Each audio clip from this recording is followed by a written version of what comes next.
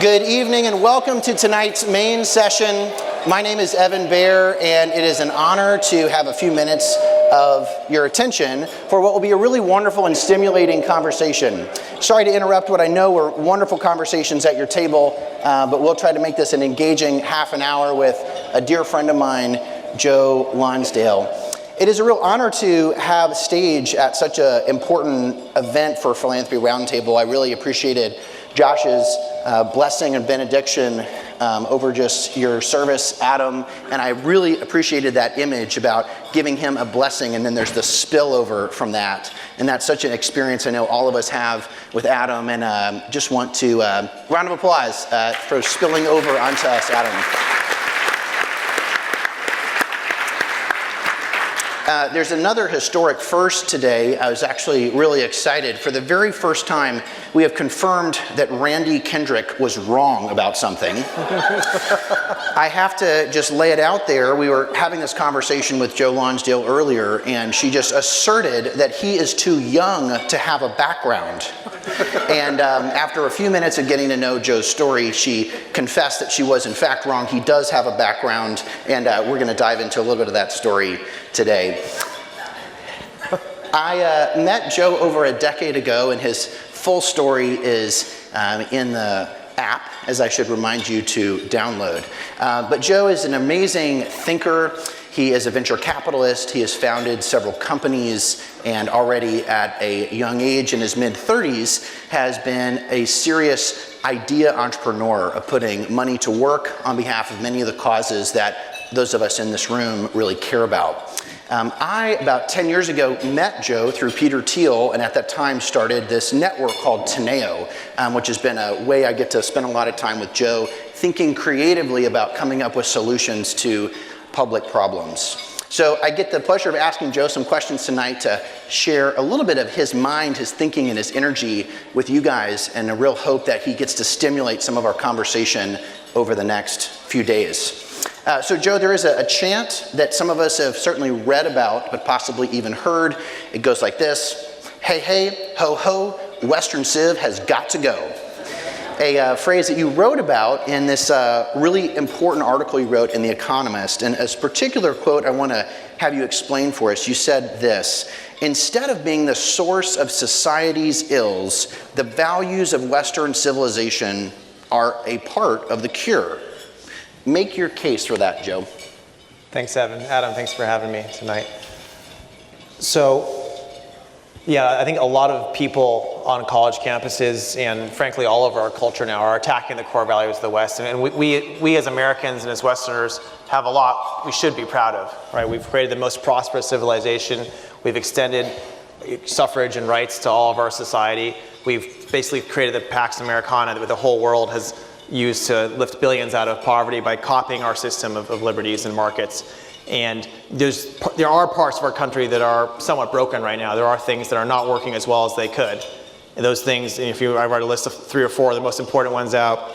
Our healthcare system could be working a lot better. There's a lot of cronyism, a lot of monopolies, a lot of places where markets are not there in healthcare. If you look at housing, there's zoning around most of our major cities that makes housing and cost of living maybe 2 to 3 times as expensive as it should be if you had a much better regulatory system. There's, in education, there's just really bad incentives. There's all these problems there that aren't fixed. And if you look at the core ideas of the West, you say, why does liberty work? Why do markets work? In those systems, what happens is you have a competition of ideas. You have new entrepreneurs and people trying ideas, and the best ideas win. But these things that are broken, the criminal justice system is another great example that a lot of people are trying to work on right now. But you look at the really broken areas, you'll see the way prisons are run, you'll see the way criminal justice systems run. It's clearly much, much worse in some areas than others. It's clearly very broken, and there's no way entrepreneurs can go in and fix that right now because we've set up a society where government is in charge of these areas top down, and we don't allow new ideas to, we don't allow bad ideas to lose. And so if we really want to fix these areas of our society that we all agree on both sides are broken, we need to figure out why does the rest of the West work, why does the rest of our country work, and how do we apply those same systems that allow ideas to compete and allow the best ideas to win. You're unique in a number of ways. One of them that surprises me is still well shy of 40 years old. You spend a lot of time and increasingly money trying to advance ideas. Give us some of the background. How and why did you get so passionate about taking real time and money, which have real trade-offs to these great companies you're building? Why do you spend all this time on these things? Well, I guess I get really passionate about fixing things that are broken. And if you want to fix things that are broken, I think the best way to do it is as an entrepreneur. There's lots of areas of our country where you see an industry and you say, industry right now is working this way. And if it were to use really better technology, better processes, better things that are possible, it can work this way. And there's a big gap. And so a lot of the companies we build, the way we see it in the technology world is we're filling in that gap. We're taking ideas and we're applying them and we're winning as entrepreneurs. And we're fixing the industries, making it more productive. The problem is that as we've built and invested more and more, I run a large venture capital firm now, and you'll go into industries and you'll see that they're broken. You see they should be working in a different way. And you realize that as an entrepreneur, you're not going to be able to fix this because the policy is broken, because the government set something up by mistake where it's impossible to fight a certain cartel because they've captured the regulation, or where there's some rules that have made it work really badly. And so if you as someone who's an entrepreneur who's helping fix these problems, it's really frustrating when you go in and you see a bunch of parts of our society that are broken because of bad policy. And so the only way we're going to fix those is if we convince people to change the policy.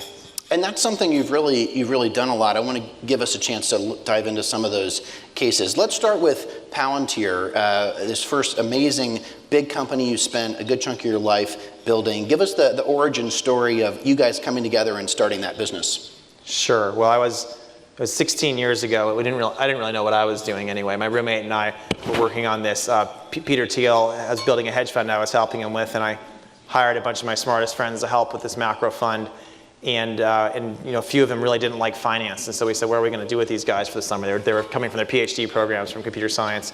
And we got them to start working on tools based on what we learned at PayPal. At PayPal, the Chinese and Russian mafia had been stealing most of our money. That was the big challenge. About 8 competitors went bankrupt because they couldn't figure out how to stop the bad guys from stealing their money. And we built investigative systems. And so we started teaching the FBI and Secret Service at PayPal what to do with data online and how to catch bad guys and all this stuff, because the internet was relatively new back then.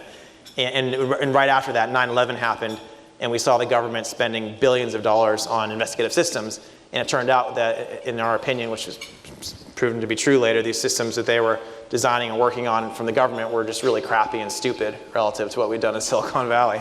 And this was obviously a point of frustration to us, as it seems like a time in our country when maybe it was a good idea not to have really stupid systems being built for the CIA and the NSA and the FBI. And frankly, there was two things. There was the fact that the systems themselves were just not very sophisticated relative to what Silicon Valley had achieved, but also that they frankly didn't protect civil liberties at all. And I'm a civil libertarian as well. And I think you both have to get the bad guys, but you also shouldn't give the government arbitrary power to do whatever it wants with all of your data. And so when you have bad technology and you don't track things, you're going to have a huge problem there. So we ended up working on these with my friends that summer, kind of building out prototypes of what the CIA should be doing. And most of them thought this was really silly and went back to school, but my roommate from Stanford kept working on it with me, and we ended up growing into Palantir. And fill us in, to people that don't know about the company, what's happened over the last 15 years with it? Sure. So the goal was to kind of become the information analysis layer that would allow people to, there's really 4 big pillars: data integration, search, discovery, analysis, knowledge management, and collaboration. And the goal was to be able to go into all the different parts of the major government agencies, let them work together, make it so that if this had been in place during 9/11, it would not have happened, and then to allow them to work with other countries. So Palantir is the information backbone for about 40 different allied countries right now, and it was 4 or 5 years ago it was valued at $20 billion. It's a big, successful global company. And it turns out, actually, the thing I'm really proud of there, other than helping kill people like Osama bin Laden, which was a good thing to do, but the other thing I'm really proud of there is that we solve problems so well in government that we actually make more money in commercial now than we do in government. So government's about 40% of Palantir's business globally, and commercial is about 60% of the business. And so a lot of the same problems existed in other major industries with their data and with analysis they need to do. So we work in global energy, healthcare, finance, areas like that. There's a story I've only heard about, but not from you directly, about the time you guys ended up suing the military. Yeah, I'm not really big on suing people, especially not the military. I think, yeah, it was a noble thing to do. It turns out that the government had spent several $billions on a system that wasn't working very well, and we were working with the special forces guys, and the Army was on this much more expensive system, was working separately, and people kept asking to use us instead, so we were giving it to them for free. and there was a bunch of records, and there's multiple uses. We were talking about earlier today with someone we met here, where they'd use it to see where the IEDs might be that were going to be targeting people to make sure they're not dying when they go into these regions. And when using Palantir, you had far fewer IED deaths, and it was very well documented. And the people who spending billions of dollars in the Army destroyed those records and assisted in spending billions of dollars more on their system instead, and ignored the procurement rules that said they're supposed to use a thing off the shelf that already works. And in this case, not only were we much better, we were actually saving lives. And so the fact that they were doing that was a clear dereliction of duty. And so we actually sued and won, and it took 7 years, but they're now running all the defense ground control systems through Palantir. Yeah, a round of applause. Yeah. It's interesting to think about. I know that for a long time, and maybe still, Palantir is sort of the hottest place to work among Stanford computer science students. Help us understand that as a window into the culture of Silicon Valley. I know recently many Google employees, I think, signed a petition saying that they could no longer work with the Pentagon. Yeah,